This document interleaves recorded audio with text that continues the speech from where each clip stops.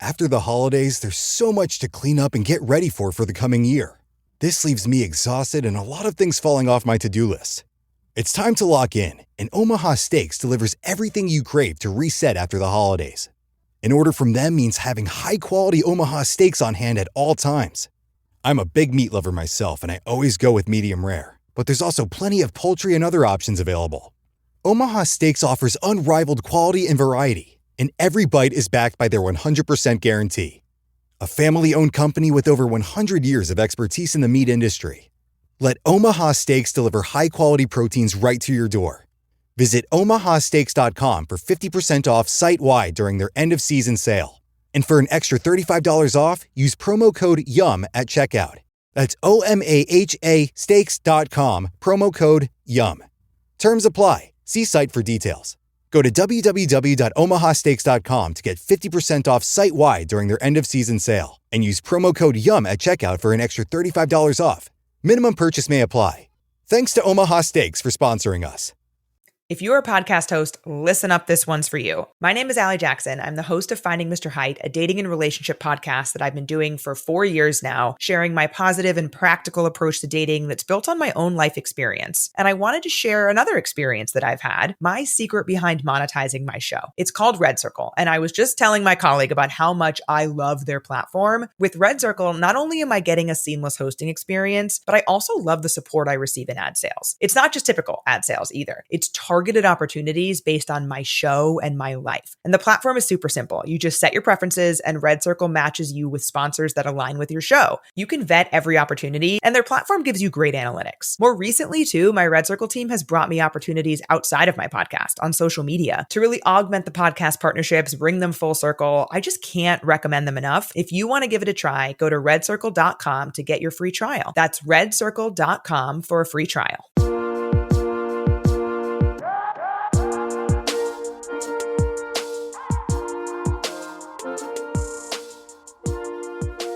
Hi, everybody. Welcome to another episode of Altar Call MAFS. I'm your host, Tane, here to talk about couples therapy, continuing our watch on that, season 4, episode 13. With me covering this season is Jenn. Hi, Jenn. How are you? I am doing so well. We are hanging out in Thailand. We started taking some salsa lessons because why wouldn't you learn salsa in Thailand? Because that makes sense. Your pictures look so good. It just looks so fun. I do. You I know. like it here. I like it here. That's good. Oh, we haven't spoken since I spoke to Amber, and we covered season 9. For anyone that's new here, Jenn and I covered season 9 of Married at First Sight. Did you get a chance to listen to the interview? Of course, I tell you all the time, I'm not only somebody that enjoys being on your show, I'm a fan. And so I listened to your Amber episode and also listened to your Bada episode. So from the Amber episode, I liked her. I didn't know what I was expecting. When the episode started, but I think once she got loose, I don't know if it's been a while since she talked about this, but once she got really comfortable and she relaxed, and she got kind of into the weeds of stuff. I liked how she talked about how some of the men in her area don't typically lean politically where she does. And she roasted those fools. So I absolutely love that. I'm glad she sounds happy. So I think in terms of where she is now, where she was then, got some insight into how much she knew anyway about Matt and what his shenanigans. We also figured out why her and her bestie didn't hook up, which I wish they had. They seem like a good fit. But now that we know that she prefers men that are a little bit more tan, I liked it. I liked her a lot. I kind of wish this version of her was on the show, but I think she just needed the time and to grow and to kind of look at everything. So yeah, I think maybe we kind of give some grace to people once they're on the other side of it. I kind of felt the same way about Lindsay, where I think my brother and I roasted her when we covered her season. And then we interviewed her and we both were like, oh my gosh, we love her. She's so great. Yeah. I think you answered the question I was going to ask, was like, how do you see her now compared to when we watched her on MAFS? And I think we give grace and we do the best that we can collectively, but the only thing is we can only go by what the show shows us, you know? So it's just very difficult when you have to remember that it's also a TV show, but then we also have to remember that they're human beings. But even by her own acknowledgement, she's not the same person that she was Yeah. when she did the show. So yeah, Yeah. But I like that I had my feelings confirmed, or I think you and I were kind of feeling like on the halfway decision day, whatever that thing was called, that we were yeah. both feeling like, Dr. Viviana was giving her an out and she didn't take it. And she kind of said on your interview, yeah, I kind of wish I had taken that one too. So that's good. I like that she gave a little, she roasted Matt a little bit too, which he absolutely deserves, even to this day. So, no, it was really good. I think you asked good questions. I think you're really good at kind of balancing, hey, here's some stuff that we want to know versus caring about them as people. And I felt that in your interview with Amber, but also your interview with Barta. I think I really, really liked you connecting with Barta on kind of like the cultural aspect in terms of like how your families are really kind of integrated into your relationships and thinking Mhm. about culturally what that looks like. And so I think you really have a good sense. Like you're not trying to do the gotcha moments. You're not like Nick Vial, who's just trying to be right all the time. So I don't know. I'm always saying these people need to get you on the show. You're really, really good at these interviews. Hey Jen, the Nick Vial, he's doing something right. He gets all the people, gets all the things. So I maybe that's what the mean, people want. They want the gotcha. I guess. I don't A know. moment. Which, speaking of which, I mean, I'm digressing all over the place, but the Love is Blind people are Nick Vial already. Like, I have expressed this on the Love is Blind coverage. I don't understand why we are doing interviews before the season is even up. Like, what is going on? Why are we speaking? And it's not even on AD's podcast, which I would think, oh, it's connected to Netflix. It's Nick Vial. Like, we Yeah. don't need any interviews yet. If not, what is the point of the reunion?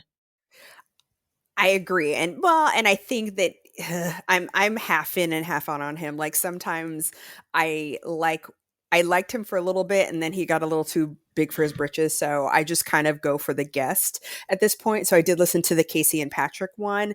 And part of me is in one camp where I want them raw, like before they get a PR machine behind Mm-hmm. them, because Casey thought she did herself a favor and she did not. So I think having her go in fresh before some PR company got behind her and was like, look, girl, you need to say this, and have her come out fake and disingenuous. She came out super genuine. It's just that we don't like the genuine person that she is. So that was the only thing I appreciated about them doing the interviews now. And still Patrick hasn't learned what we hoped the universe has brought to him in terms of lessons, but I guess that's what you get when you get them fresh versus having them be polished for the reunion.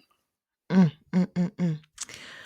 Well, I've just been seeing different clips, but I'm not actively going to listen yet because I don't know. I listened to an interview with Madison and I'm like, okay, so clearly, based on everything you're saying, you're not together, right? Because how could you be?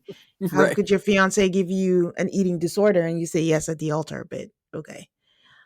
But Um, also, nobody's surprised by that. Like, that's not a spoiler alert. There's no way, shape, or form that her and Joe were going to stay together. So, her coming out and interviewing before the show airs is not like, oh no, what happened? We knew they weren't going to last. mm, all right. All right, on to why we are actually here. We are here for these couples therapy people.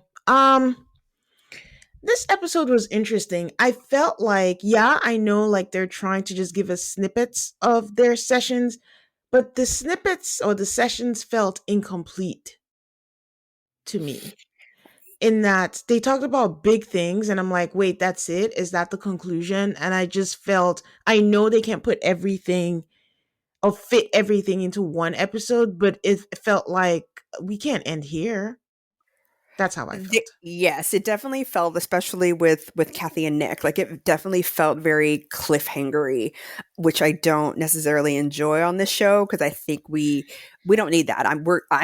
For me, I'm gonna come back and watch Orna do Orna stuff. So I didn't need this very dramatic, like, will you tell the story, babe? So that was a little annoying, but I think too for some of the other couples that we'll get into, like, okay, there was a moment where this could have been awakened and then it kind of dropped. Yeah. So a lot of it felt like, ooh, we're getting there. And then we went to another couple, or ooh, we're getting Yeah. there. And then we cut away. So yeah, I felt the same way. Yeah. All right, starting with Rod and Allison. It's so cute because we see like a home video of them when they were like much younger in the streets of New York, and they're being so complimentary and affectionate, and you're so cute and you're so this. And I'm like, life. Life will always get you. So they're back in the office with Orna, and Allison shares that through therapy, she's learned that she expects more than she's getting. Orna says using the word expect means like you're setting Rod up to fail, because if he doesn't meet up to their expectations, then automatically you're like, he has failed. Rod asks, what is the thing that you're expecting from me? And she's like, I don't know. I don't know what I want. And Orna says, but that's important. Now, funny enough, we just had a similar conversation I had with Brian when we were doing Love is Blind, where Sparkle Megan was telling Jordan like she doesn't know what she wants when he was asking her, what is it that you want? And I said, I usually don't believe in when people say I don't know. I always feel like people always know. It's either you're scared to express yourself, or you don't know how to express yourself, or you just don't want to go deep. But you can't have like a feeling and not explore what the reason is. And I want to say, like, I think it's BS. And for someone, especially like Allison, I think she knows what she's expecting from him. But I don't know if part of her feels like it is ridiculous. So she doesn't want to say it out loud. But I absolutely think that she does know what she expects. What do you think? I don't know. I think that she thinks that she knows. Because I think what she says about him a lot is that it's that thing where you say often is that, your partner is not your mind reader. And I think Hmm. she kind of feels like, well, we've been together this long, you should know what I want. But it's like, lady, you don't even know what you want. How's he supposed to know what you Hmm. want? And I think it's in a tough spot. I don't think she's somebody who's shy. I think if she truly knew what she wanted, she would demand it. But I think the fact that she comes at him with just, I don't know, I don't want to say vitriol, but she comes at him with energy, and he rarely knows what to do with that energy. He knows the energy is coming. He doesn't know which energy, and he doesn't know if he's always the source of the energy, but he knows energy is coming. And so he's kind of always in this kind of defensive spot. And I think Hmm. what she needs is for him to push back gently on her. But Yeah. she doesn't know how to ask for that because she only knows how to bull in a china shop Yeah, things. but even that is something that she wants, is like, hey, I need you to push back or to react or something. I think she knows that, but I don't know. I Yeah, because it's tough because when somebody challenges, even when Orna challenges her, she talks over them and she gets not loud, but she gets very wordy and da da She da and like, agitated. Yeah. yes, thank you. And Orna even has to be like, wait, listen to your words. Like your words and your actions are not matching. And so it has to take Orna to kind of do that. And I like when you're going to get into this, but when um, Orna says to Yeah. Rod, you see what I did there? You can do that too. Yeah, but she should, she's taking 3-hour walks with her dog. Use that time to be introspective and Right. figure out, what are some of the things, figure out some patterns, and realize what is truly going on in there. So Rod says like he tries to avoid the conversations because one, it's difficult. And if he says finances and Allison just interrupts and Orna is like, hold on. Rod says there's a lot of pressure on him, and it's not a bad thing for him to be more successful. But the way that she delivers that to him with her tone, it feels like a jab. And she's just like, it feels like what? Tate, it feels like what? And he's like, it feels like a jab. So once again, she says, I'm not angry. I'm not angry when everything in her body language says otherwise. Orna points that out and is like, you seem angry, you look angry, and says, if you're not angry, then do something that shows that you actually do want to hear his feelings because all of this is not inviting. Rod is like, you see, you just saw what happened. She just triggers so quickly. Mhm. Allison says, yeah, they need to talk about their finances and figure it out. But it's just like the same conversation. And Orna is like, let's talk about it. I'm here. So he brings up, we're going through it and we see that you spent $700 on eye testing. And it's just like, that what we're going to talk about? Like, I'm not going to justify that. I needed to do that. It's once a year. And if you had any issues, why didn't you say anything? And that's the thing is that she has to make room for Rod's point of view. She might not Right. like it, but don't say we Right. need to talk. But the talking needs to be a blame fest on Rod because that's really what she wants. Right. You want to talk about money, but not what your contribution to the money issue is, just about what that Rod is not bringing more money. Honor tells her, like, if you want him to share more, you have to stop being angry. You have to be Yes. more inviting. And then Yes. he's like, but what triggers your anger? And she says, I took time off to care for our daughter. I don't regret it, but we lost a lot of money, so it feels like we're playing catch up. He says, well, I mean, it sounds like you are regretful. And she gets so mad. She's like, Yeah. because he gets so condescending. I'm sorry. I did not think that was condescending at all. I No. think he was just pointing out the obvious. It's like you're saying all these words, but I don't think you realize your words never match up your body language. And you are regretful and it's okay, but I think it's a very sensitive thing. The thing about kids is like even if you regret it, if you're not, you can't return them, you can't say that out loud. If not, you're a terrible person. So I think she's trying to say all the right things, but also not in a bad way, being conscious of not saying something that her kid could watch later and be like, oh, so you didn't want, like, you regret having me, which I don't blame her for that at all, but you're in the quote unquote safe space of your therapist's office, except with cameras and the rest of us watching it. But you could at least align and admit it so that they can treat you. Because the thing about everybody saying, we're going to go to therapy, we're going to go to therapy, if you're not being honest, Yeah. it's like giving a doctor not the full symptoms. How the hell are they going to treat you? Because how are they going to deal with your full range of emotions and thoughts if they don't know what it is? So she says, like, it's years of suppression on how much it hurts. And Orna says, what hurts? And I'm like, honestly, I wanted to know too. I'd already been like, what is hurting? Like, use your words, woman. And then she goes, I don't know what I'm saying. Now, understand that I'm watching this and I'm taking notes before they say certain things. At this very moment, when she just says, I don't know what I'm saying, I put on my tinfoil armchair diagnosis, armchair diagnosis, and I wrote, and I'm going to read verbatim what I wrote. This woman is mad at herself for something and doesn't want to face that and instead is blaming someone else. And Oh, I'm hey, just saying that okay. because Armchair expert. Armchair expert. You go. Okay.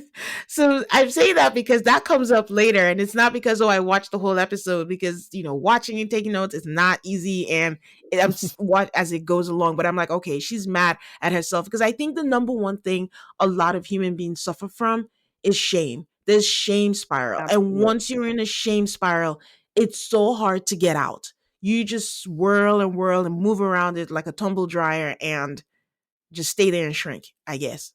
So she says she doesn't know how to communicate, but she feels like he can apply himself more. And then maybe that's who he is. And maybe that's who she is, just an anxious and angry person who wants performance. Which is why I told you, like, I don't believe in I don't know. It's there. She knows what it is. There's just many things that are stopping you. You say something, you can't take it back.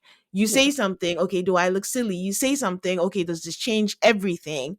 But I think Ornar can work with this, Yeah. And I and like, then go ahead. go ahead.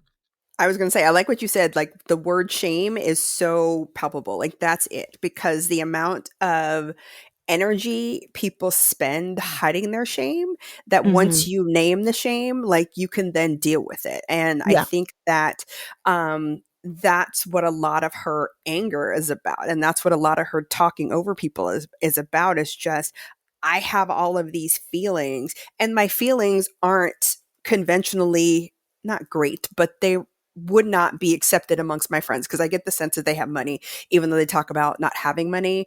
I get the sense that wherever they live, that they've got money, and she's got to keep up appearances, and she's the oldest of her daughter's parents. And, I think she's very concerned about perception. And until she can, although she would tell you that she's not, but her sparkly sweaters tell me that she is that once she stops worrying about perception, then she can really focus on who she is and what she wants. And, because who she was in the video, that intro video, she wasn't worried. They were out in the public. She wasn't worried about looking silly, telling her husband she was cute. Like, that's the lady that she hopefully can return to, that lady that was carefree and wasn't burdened with all of these expectations, is what it feels like. Yeah. Yeah. And then she says it. She's like, I took too much time off and I'm mad at myself. Yeah. And then Orner is just nodding and looking at her like, okay, okay. And then Rod is like, he says that, but because of that, we have an awesome kid and you're an awesome mom. And Orner is like, that's great, but it's not the point. Exactly. She's like, thank you. I was just like, thank you for saying that, because yeah. I'm not But saying that. it was Rod trying to help. It was Rod saying that, I can't give you back your time, but I can acknowledge that your sacrifice resulted in us having this amazing kid. And that's Rod trying to help. Yeah, it was just in wrong his sad timing. little body. I know. It's just wrong timing. And I think, I'm not saying that Rod is perfect in this. Again, I always say the guilty party is usually the one who's more outspoken. And in this case, it's Allison, who just speaks in her triggers and her anger. Because the thing about Rod is, like, Rod should be doing something. I don't think he should read her mind, but at least initiate the conversation to ask, what can I do? What is going on? But totally avoiding it, that's annoying in itself. And I think there's just a lot of holes for me in that. What was the reason why she couldn't work and raise the kid at the same time? Right. Like, what was the conversation of the trade-off? Was it her saying, I don't want to miss time with my daughter? Like, when she got older, could you not go back to work? Could you, like, what was that conversation about? That's what I want to know. And then even when he says finances, that was new to us. We've been talking about how they're speaking, how they're not. Had no idea that finances was even on the table. But if it is on the table, in what sense? Are you in debt? Or do you just have to tighten your budget? Or is it that he's not going for a promotion? Because there were just tidbits that were being dropped here and there. He said the finances. She's like, we need to talk about it. He says, I need to be more successful. She's like, you could push yourself more. So when we say finances, what does that mean? We don't know. Well, and I don't know if you ever get anywhere in a conversation, because it's like in a landmine. You never know what's going to set her off. And, if the conversation is about finances, yes, your mandatory required eye appointment is part of it. But there's other things. Like, we're not having financial issues because of your $700 appointment, but it is something that came up. And maybe it came up for Rod because he didn't know you had the $700 appointment. So there's more to it than the appointment. But because she blows up, you never get past, well, what's below the appointment? Is it that you didn't tell him that you had it? Is it that it blew your budget for that month? Like, there's more to it than you had this eye appointment. But because her go-to, what's her baseline, her automatic response to anything is to blow up, the conversation never goes anywhere. I agree. That's another point. I think I was criticizing the show. I was like, they just need to do a better job of laying it out for us. Yeah. Of what it is, because this is just all new information, and I'm sure like they are privy to more information, more being said, but there are other couples. But it's hard for me as a viewer to follow, because now it's like finances, but finances could be anything, but what is it? I don't know. But I do agree that, him specifically bringing up the $700, is it that a continuation of last week where she goes on the walks, doesn't tell him? Is it you go do this, you don't tell him, hey, by the way, I'm going to do this, and you want to be in the know so you can budget? I don't know. Yeah. So I wish that they would do all that. And now that to wrap them up is to say that they still haven't followed up on the intimacy. You can't give them homework like that, and then there's no follow-up on how is that going. Now that the mother has left, do you feel better? Do you, like, the follow-up is weak. Sorry, I love Orna, but I don't know if it's just a show styling choice, but it's leaving me with more questions than answers. Yeah.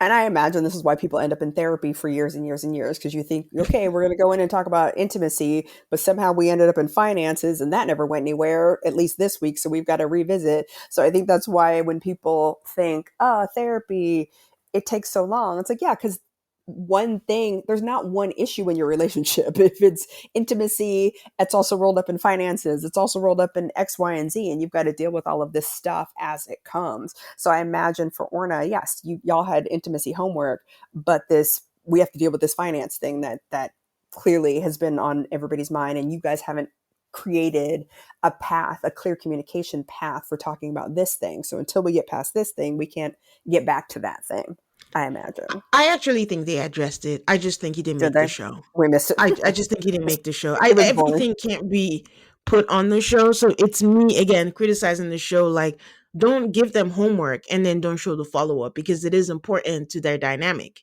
Yeah. So I don't know. At least I hope they did, but I do think they followed up and we just didn't see it. But that was it for them. I'll take a break and be right back with Kyle and Mundo. After the holidays, there's so much to clean up and get ready for the coming year. This leaves me exhausted and a lot of things falling off my to-do list. It's time to lock in, and Omaha Steaks delivers everything you crave to reset after the holidays. An order from them means having high-quality Omaha steaks on hand at all times. I'm a big meat lover myself, and I always go with medium rare. But there's also plenty of poultry and other options available. Omaha Steaks offers unrivaled quality and variety, and every bite is backed by their 100% guarantee. A family-owned company with over 100 years of expertise in the meat industry. Let Omaha Steaks deliver high-quality proteins right to your door. Visit omahasteaks.com for 50% off site-wide during their end-of-season sale. And for an extra $35 off, use promo code YUM at checkout. That's OMAHA steaks.com, promo code YUM. Terms apply. See site for details. Go to www.omahasteaks.com to get 50% off site-wide during their end-of-season sale. And use promo code YUM at checkout for an extra $35 off. Minimum purchase may apply. Thanks to Omaha Steaks for sponsoring us. Okay. Kyle and Mundo, Orna is sharing with her peer advisory group, which I don't know if you know. How does this fall under HIPAA? Can you talk to your, is that allowed? I think in the space, because they all have that, I assume the couples on this show, I mean, if you're on a TV show, you're allowed to talk about this stuff. It sounds to me like they're watching footage.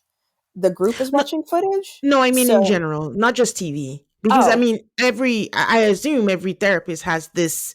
They wouldn't show it if it was against the law. It's not. I don't think it's for TV, is what I'm saying. So, like, I'm just saying in general, when a therapist talks to their peer advisory group and shares, it's not just like, oh, she's talking to Virginia, which is one person.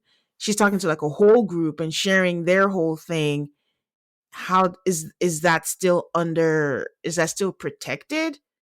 But to your point, I don't know. Are they doing it for TV? I hope not. No, I would think that they do have an advisory group. I imagine that there's something in their confidentiality agreement that says that covers this. But I also think because doctors talk to other doctors about patients all the time. Like if they want to consult on a case and figure out, hey, I'm having this patient that X, Y, and Z. I think as long as they're not sharing identifiable information, I think it's fine for them to talk to each other about their patients because they want their advice. As long as they're not talking about, hey, Mondo, who lives on 32nd Street and works at this store, it's fine. But I think of it as the same way as doctors talking to each other about medical things. As long as you're not sharing identifiable information, it's fine to have that conversation. Okay. So Orna shares that they're deeply committed to the process, maybe even too committed. And Ken, one of the peers, says that he hears that Mondo says way more than Kyle, and he wonders if Mondo doesn't fill in for Kyle. I'm not sure I understood that. And I think after watching the whole episode, my closest guess was Mondo interpreting stuff for Kyle. I don't know. What was your interpretation of that? I think it made sense to me later when they were talking about their trip, where maybe not that Mondo apologizes for Kyle, but if they're with other people and somebody notices that Kyle's like tuned out or he's not responding or whatever, then Mondo fills in the blank for Kyle, which is kind of a parenting thing that I could see why that would annoy Kyle. Um, but Mm, that's what that meant to me, was just that he okay. kind of um, fills in the blanks for him for other people and not Okay. necessarily with each other. Okay.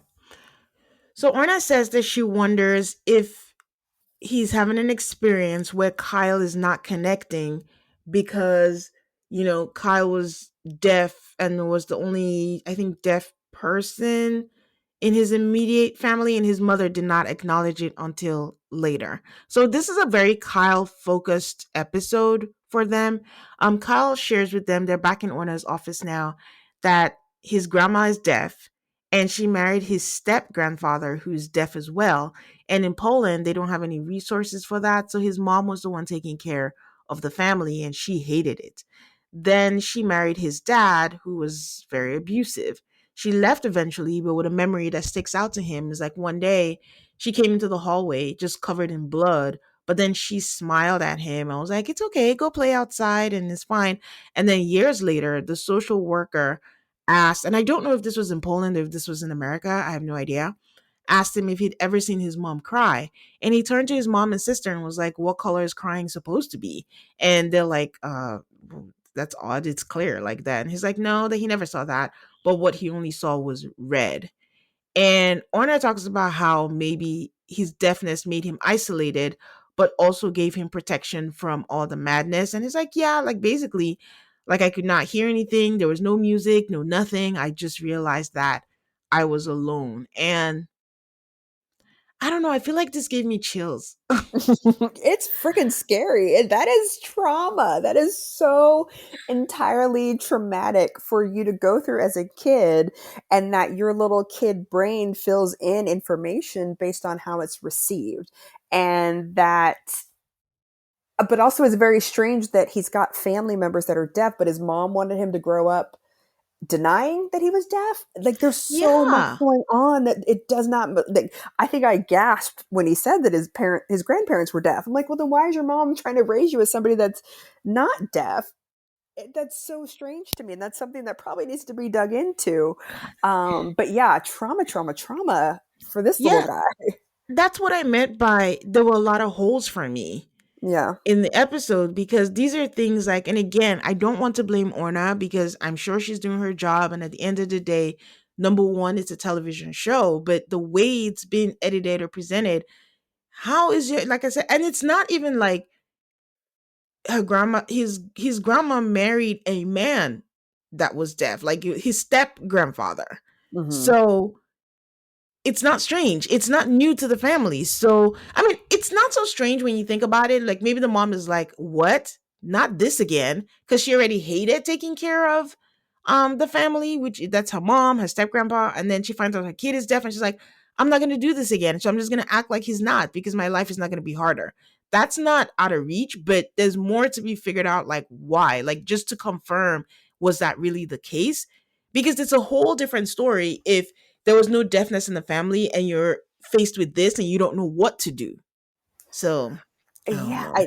that's a lot for a kid, and I think this is the first time, because I've been a Kyle hater for all of these episodes, but which is why I like Orna for kind of spotting this and spotting this with her group. Like he's not doing a lot of talking in here, but when he does talk, it's these things that are like, what? There are these outrageous things that are really detached from what we experience from Mondo. And so to finally hear him speak for himself, because we heard about this very traumatic thing that happened to Mondo last week with his boyfriend, but Kyle didn't seem to have a reaction to it. And so I wonder if Kyle seeing trauma at such a young age and growing up being, treated as somebody different than who he was, like he's got a very high bar for things that are traumatic. So even hearing this story about Mondo, he's like, oh, that sucks because his Boris side, you know what I mean? I think what I took out of it was the realization of when you don't realize that you are privileged, we take Mm, it for granted that we can hear, we can talk, we can just move yeah. in, and it's effort for Kyle. Yeah. And he's trying to fit into our world, the hearing world. And he's talking to us. He's not like most of the people he encounters probably don't do sign language, but he has to Hmm. fit in and be able to do that. So a lot of how his experience in life is silence, but Yeah. it's hard to fathom. So when you say things, when Mondo says what happened to him, Kyle is just going back to his silence. Like Right. all he hears is sounds like, "Oh, okay, yeah, that happened. Sorry about that," but he can't experience it the way we do because he's just moving through life in a completely different way. And to your point, it could be just a regular day, but he doesn't even know because he Yeah. doesn't get the full grasp of emotion. Like his mom is being beat up, but she's smiling through the blood. Hmm. So Hmm. to him, okay, you're smiling in this blood. Maybe that's not like an actual thing. Like for you not to even know that tears should be clear. Right. Something Right. that they're looking at him like, wait, what? That's regular. For what? Right. He doesn't know that. So it's going to be like a relearning of emotions, a relearning of a whole different world in a whole different way than those of us who can hear do. And then as Right. if that wasn't enough, he said like, he came back from school one day, his mom married his stepdad, and his stepdad was gone, and he asked, "Oh, where is he?" His name was George, I believe. And he's like, "Oh, he packed up and left, no goodbye, nothing." And then that was it. And it looks like he comes from a household where we just move forward, we don't ask questions, we don't deal with anything, which could Yeah. add to also how he experiences life. Like we don't dwell, like this happened, oh that sucks, let's move on. So he thinks it's his fault, and he thinks like it was the same for his dad also. So his dad now and his stepdad, that it's because he was deaf and he was too inconvenient and like he's a burden, and he questioned his worthiness. Like, his dad would always fight wanting to pay $35 a week child support. And in his mind, he's like, so that's what I'm worth is $35. And even that's too much for you. So Mondo says, like, as your partner, I want you to know, like, your worth and, snap out of that thinking. And Kyle says that that's something that Mondo taught him to be able to snap out of it. Now that didn't read as a positive to me, but everyone seems to agree in the room. I'm like, if something's going through something, I mean, if someone's going through something, telling them to snap out of it is not the best thing to do, I thought, but I everyone took it seemed okay with as it. I took it as because Kyle said that, he tunes things out. Like if there's a lot going on, he tunes things out. And he goes wherever he goes. He doesn't really talk about where he goes when he tunes things out. But Mondo, on top of saying snap out of it, he also said, be here with me. And so I think that's how I took it. I didn't take just the snap out of it on its own. It was Okay. be here with me, be present. So you've tuned Okay. out for whatever reason, but be in the present, be here, be tuned back in because I've noticed that you've tuned out. So that's how I took it. Okay. That's fair. I feel like maybe I have an understanding of why Kyle wants to be in an open relationship. I don't know if I'm reaching, but maybe the feeling of I'm not being a burden to someone. I'm feeling like I'm free to do whatever it is that I want to do, and I don't have to be at I don't know, the beholding of somebody else. Still maybe do that single, but I don't know.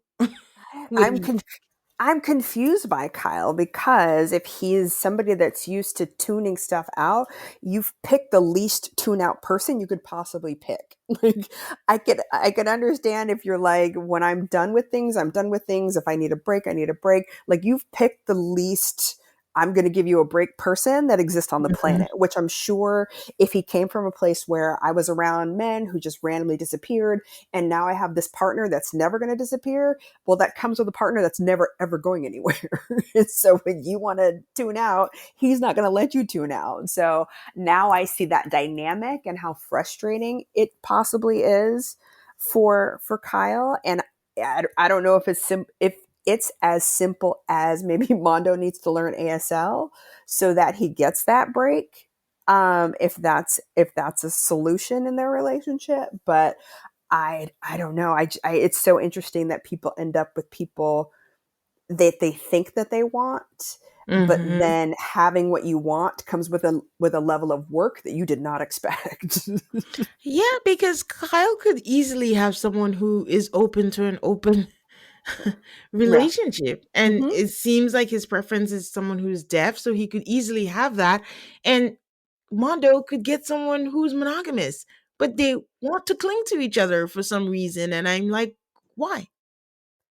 And You that's know? for Orna to figure out. There's something that they're both missing, or there's something that feeds a part of themselves that they're not actively aware of, and that's what they need to figure out. Because on the Mhm. surface, no, you guys aren't serving each other, but there's something about Mondo's I'm not going to call it mother, Mondo's fathering and Mondo's consistent presence that fills something for Kyle. And then there's something about Mondo's innate need to take care of somebody that he gets from Kyle. But I don't know if that's enough to subsist, maintain a relationship. It's got to be more than just filling your sad parts. Yeah, it's not because I think I mean you nailed it really because Kyle feels that for Mondo where Mondo is used to being a caretaker. So in Mm-hmm. this way he feels like Mondo likes to feel needed Mm-hmm. and that's what he's done his whole life. So Kyle lets him be feel useful because he always needs him in some way, some form or the other. And Right. for Kyle, Mondo is that stability that he never got. His dad left, his stepdad left. He knows no matter what I do, no matter how hard I try, because I have tried, Mondo is not going anywhere. So I need Right. some stability in my life or someone who's there, but at the same time I want to be free. Exactly. So, but it's Exactly. again, we say this every week. It's unhealthy. So No. they need to go ye be free, and then when you've grown up and matured, be together.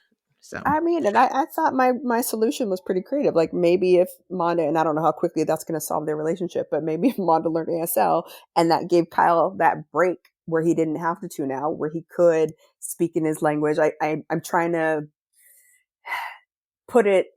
I see sometimes on like TikTok where a man will learn Korean because his girlfriend's Korean and he wants to propose to her and he wants to ask for the parents' permission. Like it's not, you're not going to have full conversations, but it's a step.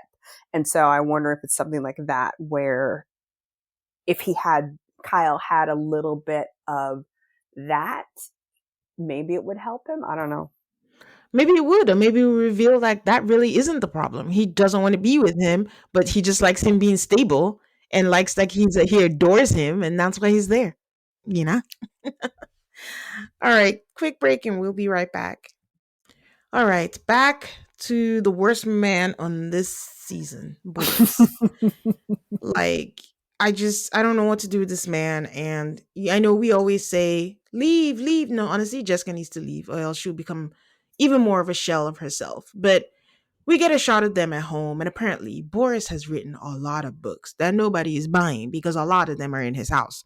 Does he need that many copies of his books in his And I've been house? asking myself, why is this man on this show? And now I know. He's Yeah, trying to sell these damn books. yeah.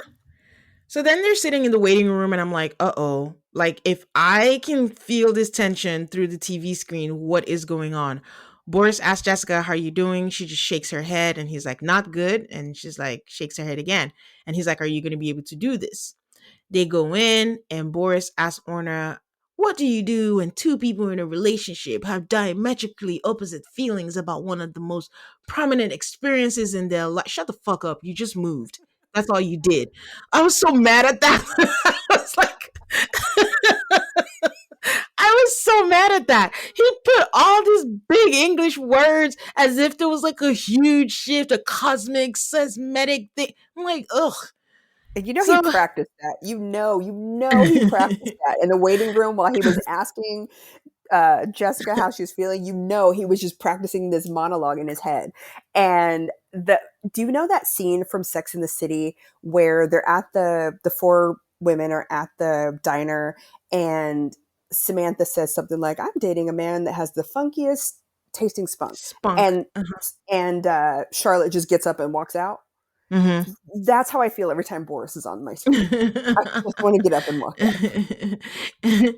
He's like, I feel like this decisions that we've made has made my life so much harder. She has a different experience, but I'm so unhappy and she's so happy. In fact, I'll say like I'm clinically depressed. Dude, you are so manipulative. You cannot be clinically depressed unless a clinic says you're depressed. You can't just open your mouth and say it. Do you have a note from a doctor who says you're clinically depressed? But also, you're in a room with two therapists, fool. Who do you think you're fooling? Neither one of these women believe you. Oh my gosh. I didn't take a deep breath because this man made me so mad. But He's Jessica is infuriating. clearly just over it. She's like, I'm just tired of talking about it. She's crying. She's like, it's just assumed that I can't understand or that I can't change. And if she understood that she could find a solution. And I'm like, is there any other solution besides moving in his mind? I think that's the only thing he thinks is a solution. He says, like, yeah, understanding is not the issue. Like, I just want acknowledgement and I don't want words. Anyone can say words, but it's the tone. You can't fake feelings. And then Orna asked Jessica to share more. And the woman is just struggling. She's barely uttering any words. She's just really just crying. And I just keep thinking, what was the plan to go through this without therapy? Because this is the situation with therapy. Yeah. How do you think they would fare? This man would just mentally overlord her and manipulate her and make her feel guilty. And has been, which is why they're in therapy. I think it's so wild that he is so boldly, loudly wrong, and is just waiting for somebody in the room to just stand up and applaud him and be like, Yeah. yes, you're the man. And when he's not getting that, then he reverts to, oh well, I guess I'm just a monster. So somebody will be like, no, you're not a monster. Like, he's doing all of these things to get reactions out of people, and he's not getting it. So stop it. He dialing it. Last week Yes. he tried sympathy. I just don't like how I'm being portrayed. You're portraying yourself, dude. But also, that what does that have to do with Jessica? Like, there's no point in any of his discussions that involve Jessica. It's always about, I'm feeling like a failure. I'm a monster. I'm uncomfortable. My life is harder. Like, she's there too. And is there any part of you for 5 seconds that considers her? Because not only is she doing her job, because you all have just moved to wherever you've just moved for her work, but now she's also taking care of kids, because I saw you were sitting in a rocking chair while she was playing with the kids. Like, what is your work? Clearly she's buying tomatoes because you're pissed at the tomatoes that she buys. What is your work? I don't see it. Show me your work. Orna asked Jessica to share more, and this woman is, like I said, struggling. And she said there's nothing to say because they have had this conversation many, many, many times, and she doesn't know what else to say. She asks, then she says, turn to him and just say what you can. She tells him, we know that we can't move. What can we do to give you comfort? And he says nothing.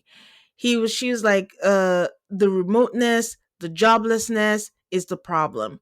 He would feel better if he felt his wife wasn't gritting her teeth every time they talked about it. And then the real Boris is back because he says, I don't understand that how can't you see that this move is helping you thrive, that has made my life so much harder? It's so plain, it's so simple. How can you not see that? And now that's condescending. In case Allison wants to know what condescending is, that's what it is. And honestly, Jen, he seems upset that his wife is thriving. That is the problem. Yeah. The problem is that he's seeing his wife do well, seeing his wife happy, and she's married to her op. Yeah. I think I wrote it down that you said it pretty much verbatim, is the thing that's making you thrive is the thing that's making my life harder. Which, what? How are you not, if you see your wife thriving, how are you not like, yeah, babe, thrive. We've made 100 moves for my shit. Now it's your turn. What do you need? I need you to be a Stedman in this situation. I need you to be the Yeah. man behind the woman. I need you to up her up. I need you to Dwayne Wade this. Like, I need you to be that dude that's like, babe, you are thriving. I got you. You need to thrive. I got the kids. You need to thrive. I'm cooking. You need to thrive. I got this. Like, because your success is our success. But him and his pile of books doesn't see it that way, which is insane. I don't understand why he thinks that the solution is what can we do to make me less unhappy and for you to join me in making me happy. And instead, it's not what can I do to bask in you thriving so that I can be happy for you. And Exactly. why has Orna not brought up the fact that what was it when we were doing the moves for you? What is Yeah. different this time? If she went ahead with it, why can't she have her moment to shine? I'm so confused by this whole thing. And then she apologizes, Jessica, that is, for not showing sympathy for his situation and for the fact that he feels alone. And I really wish that she didn't apologize, because all he wants is for her to feel as bad as he does. Because after she apologizes, this motherfucker says thank you, and she's like, okay, well, you see, that doesn't mean anything to him. And he goes, yeah, he doesn't actually. Which is so painful. Like, it's one of those things where, and there's psychological experiments on this where like people put money in a vending machine and they put money in the vending machine and candy doesn't come out. Like, there's only so many times that they're going to put that money in and the candy doesn't come out when they stop putting money in. And I think he thinks it's never going to stop. She's going Mhm. to stop. I don't I know think he when. forgets that It's she's the stop. one working. So if she leaves him, his SOL. Like, you need to figure out yourself. And also, what work does he want to do? Is it about the Apple, or you are in New York and you want to pursue writing? Where else better should you be? Well, I guess, where were they? Iowa? Oh, Minnesota, Montana. Okay, one of those places. I thought it was where they have a writing network or something thing there. I don't know. I don't. This guy wants to dim her shine, and I hope she doesn't let him. Like, don't Yeah. give in to that. Orna does a voiceover and says Jessica is really trying, and he's refusing to see it. It's not a voiceover. She's talking to her peer, and her peer asks, like, "Do you think the therapy is making it worse?" Which is another thing to consider, because sometimes you are not strong enough when you do therapy. It might unearth things that you're not ready to face or you didn't know, and you're just like, oh my god, what is this? So she says that something about the therapy is a pressure cooker, and that's not good medicine for them. They are too fragile. And in my mind, I'm like, this is why I'm not an expert, because I'm thinking they need it more than anybody. Without therapy, what happens? He just keeps tearing Jessica down and she keeps getting sad and sick. And I don't think he recognizes too, not to be an asshole, but to be an asshole. Like, if y'all break up, she gonna be fine. She is tall, she is beautiful, she's successful, she's conventionally beautiful. Even if she's got two kids, she's gonna be okay. You're you. I don't know if that's Wait, gonna can turn we out how back you up? think it's What do gonna you turn out. mean by even if she has two kids? Don't they have to, like, if they split, I imagine the kids will be with her full time. Oh, okay. Okay. Yeah, yeah. I think she'll be fine. And she has money. She's She's the gonna be one working. okay. She's Yeah. gonna be okay, and I don't think he realizes that. I would be real careful if I were him. But I think he thinks that she's never going to leave, because, like I Yeah, said, that thing, that shame spiral shows up everywhere. I still feel like she's guilty that she left her first husband for him and maybe determined to make it work. But honestly, everyone has a threshold. So I really actually hope that she pushes and pushes him. I mean, he pushes her to her threshold and she's like, I don't need to put up with this. And she leaves him. yeah, So she's we'll getting see. it, and then he's gonna be surprised. Like, why did she leave? What happened? All right. Final couple, Nick and Catherine. They are our drama series because it's like a whodunit. What happened? Who? But she shares with the peers, that's Orna, that they're also scared to open up. Like, it's a fear of judgment, even though they're beautifully non judgmental with each other. Nick says that him showing up and being vulnerable has been on his mind. Nick says that the show makes it more acute because it revolves around thoughts and opinions of other people, a vulnerability around his story and pain. And it's not just a show. It's how he shows up in the universe, like during work calls or social engagements, that he just has this feeling of being anxious. And as always, Catherine fills in the blank. I don't know, do you notice that Catherine usually fills in the blank for him when he's talking? Yeah, it feels a little like Mondo and Kyle. I got a lot of Mondo and Kyle from Mhm. these two this week, and I don't like it in Kyle and Mondo, and I super don't like it in these two either. There's a sweetness with this too, where it shows that they're really connected, where it doesn't feel like parenting. So with Kyle and Mondo, it feels like parenting for me, where Mondo is trying to make up for, okay, like you said, oh, I'm sorry, guys. Oh, he didn't mean to. And Kyle's like, I'm not sorry. Why are you apologizing for me? But with these two, it just feels like they're actual partners. Like they actually love each other and trust each other. I said that the first time we met them. I think last week was where I was like, I don't know what's going on here. But it came back again this week where it feels like they're partners. So to me, it's kind of sweet between them. He says that there's a fatigue that comes with it. Orna says, well, you've mentioned that you have insomnia. Like, what is the thing that keeps you up or the thing that exhausts you? He says, something happened to him when he was younger that made him feel shame and made him lose the narrative around himself publicly. And this made him lose trust. My brain starts going a mile a minute. I'm like, is he a TikToker? Is he something? Like, it's something I can go Google, but I don't want any spoilers. But then I was also thinking about, I don't remember, was it last season, that guy who started a fire? Do you Oh, remember that? no. Yeah, it was one of the couples on there where he was talking about he started a fire, whether it was accidental or not. I can't remember. I started thinking, is it something similar to that? But I don't know. And I don't know if it involves, back to Nick, I don't know if this involves something with his parents because he's very protective of his parents. But he says he fell into a dark depression and spent many years coming out of that. And he never actually talked about it. And then he said, except to her. And again, I thought that was cute because it's just, I never know where Nick is, like in his pain and anguish that he's going through. But the fact that he actually still trusts his wife, I feel like that's something. That's something we can work on. It's not like he's a lone wolf and is like, it's my pain to carry alone, and I'm by myself. So it just felt nice that at least he's still leaning on his wife. So Catherine says that yes, he got so good at turning off his thoughts. And Orna says, yes, it robs you of the full human experience. He says he feels like his body has been in fight or flight for the last 20 years. And Catherine says, yeah, but the thing is, he's fighting himself. That ayahuasca was the start, but there was so much self loathing that came out. I think Orna couldn't take it anymore. And then she's like, okay, what is this about? Like, I can't, basically, she's like, I can't move forward if I don't know the depth of what we're speaking about or what is the thing that happens. So they hold hands, Nick and Catherine, not Nick and Orna, and smile and smile at each other.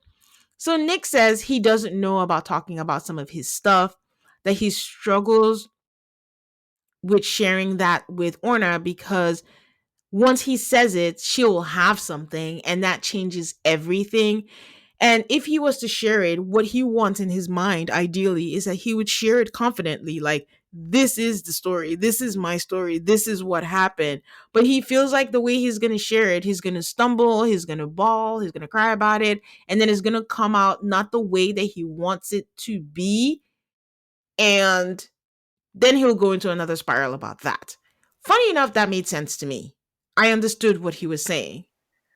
I'm not gonna lie, I tuned out with this couple because y'all are talking in code, and I still don't know. I have a very different perception of this couple than you do. Like, you feel like they're very much caring and loving and partners, and I don't know what I feel about them, but it's not that. And so whatever this giant secret is, I mean, I is that the thing that brought them together? Is that the secret, the thing that keeps them together? Because if so, he should be, I don't know. If she's the only person that knows this thing about him, then I would think he would treat her differently. Like, if you trust her with this huge secret, then Yeah. all of the other things you should be able to trust her with. You should trust her with money. You should trust her with her daughter. You know what I mean? Like, I feel Yeah. like if you're my only confidant, then I'm Confidant. going to treat you so delicately. And I don't get Mhm. that from him. So it's strange to me. I don't understand their dynamic. that's fair. Honestly, that's fair. But I think it's because Nick is struggling so hard. So, and for someone who's struggling so hard, there's no way she doesn't suffer the side effects. Right. So I can see what you're saying. They don't show us that all the time. We saw it with the party. He's Hmm. still a dick. Don't get me wrong, but but it was just nice to see. In fact, what I wrote was, why did they pick him to do this show? If you're not going to be open, if you're not going to share anything, why are you here wasting time? Because again, if she doesn't know the breadth of things, how is she going to treat you? What is going to happen? But I did understand what he was saying. It's like, listen, I give you this information. Sometimes, even with regular like friends or whoever you confide in, some people say they don't like to confide in people because, let's say, in a moment of weakness, people will always see you forever that way in that moment of weakness, and that's how they'll define how they see you. So I think he's still trying to have control of how Orna sees him. But if you're coming for therapy, you're gonna have to strip all that at the door and leave Yeah. that at the door. And you can't try to control how it's gonna be. It may come out messy, it may come out anyway, but even it coming out messy could give an indication of whatever this big secret is. And they've hyped this thing so much that it's gonna be just anticlimactic whenever Well, and I it's think that been said. too. I thought maybe they were going to be like, all right, let's tell it off camera. That's what I thought was going to happen, that they were just going to reveal it and we were never going to hear it. And to your point about how did they get on the show, my guess is Catherine led that. She probably filled out all the documents and she probably mentioned the secret, whatever the secret is. I don't know. Maybe he murdered uh, No, you never. That's Kyle's what I'm saying. It can't Kyle's be parents. anything over so terrible that if not, they wouldn't say it on TV. It can't be something that can't not be said on TV Right. per se. So I'll be very. And then he's free. He's walking free. So it can't be. If we had to guess what it is, what do we think Nick did? I'm gonna guess it's something. The word shame, or just the way he is so hesitant about coming forward and thinking about men. Like, my only thing is that I don't it had something with another man. Like, maybe it was something gay. I don't know. That seemed, for what I know about men and being real cagey and wanting to be ashamed about stuff, that's usually what it is. Oh, having sexual relations with another man. Why would he I feel don't shame know. about Or that? maybe he was touched by a priest. I don't know. I have no idea. It's something that to me is the only thing in my brain where men get real like, I don't want to talk about it. They'll tell you about all the women they've slept with and all the positions, whatever. But if this thing happened when I was a child, I'm never going to speak about it again. And I'm going to be hyper masculine about it. I don't know. That's the only thing I could think of. What did you come up with? I had two things. My first thing was something he's mentioned drug use before. So I think Mm, something about drugs and the way he treated his loved ones and maybe did something that was violent and was just rude and maybe cut them off. That was one thing. The other thing was maybe like a fraud situation. I don't know. Because of his addiction. So he funneled money and did something and he's ashamed. Wait, why are you laughing? that is so. I don't know if he could admit to that if he did funnel money, unless he went to jail for it. He can't talk about it now. Yeah, he might have gone to jail. Did a few years and came out. I don't know. I But those don't are know. the two things that I thought of. But either way, we are going to find out next week because um they were talking about it. Catherine says, the difference is the first time he went through it, he was alone. And this time, if he talks about it, he's not alone. They're a couple. He has someone to go through it with. He says he actually even wonders if Catherine could tell the story for him. And I'm like, you know what? Yes, she's more articulate because when Nick starts talking, we're saying a lot of word salad, is taking forever to get the words out. And then he tells her, you can start. And then they start like this ominous music playing in the background. And I'm like, you guys, stop hyping this up for it to be. But who knows? It could be something and my jaw will be on the floor. But it took all of me not to immediately play the next episode. But I always like to have like a fresh reaction. So I just stopped myself and didn't watch it. But yeah. And I guess I would wonder too, why was Catherine the person he was able to tell this to? And maybe that could get him clear, and maybe that can get him on a path where he could talk more succinctly about it. But yeah, I'm curious why why and when Catherine was the one that he was able to share this with. Yeah.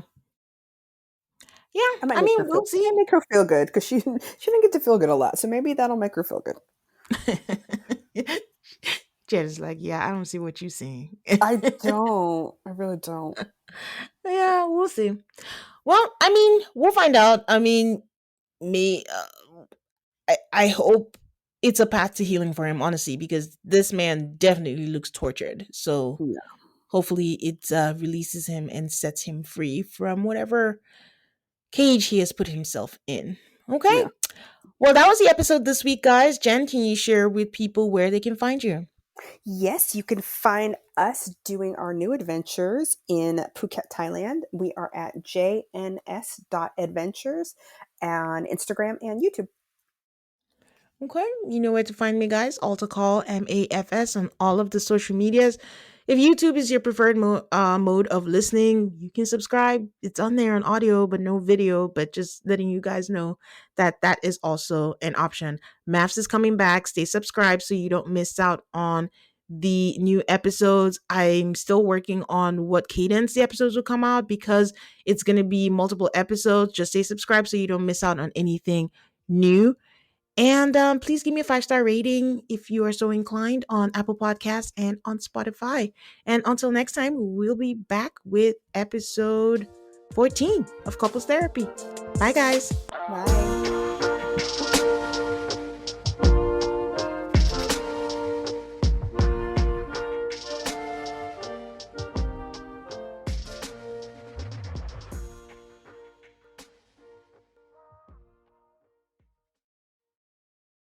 If you're a podcast host, listen up, this one's for you. My name is Allie Jackson. I'm the host of Finding Mr. Height, a dating and relationship podcast that I've been doing for 4 years now, sharing my positive and practical approach to dating that's built on my own life experience. And I wanted to share another experience that I've had, my secret behind monetizing my show. It's called Red Circle, and I was just telling my colleague about how much I love their platform. With Red Circle, not only am I getting a seamless hosting experience, but I also love the support I receive in ad sales. It's not just typical ad sales either. It's targeted opportunities based on my show and my life. And the platform is super simple. You just set your preferences and Red Circle matches you with sponsors that align with your show. You can vet every opportunity and their platform gives you great analytics. More recently too, my Red Circle team has brought me opportunities outside of my podcast on social media to really augment the podcast partnerships, bring them full circle. I just can't recommend them enough. If you want to give it a try, go to redcircle.com to get your free trial. That's redcircle.com for a free trial.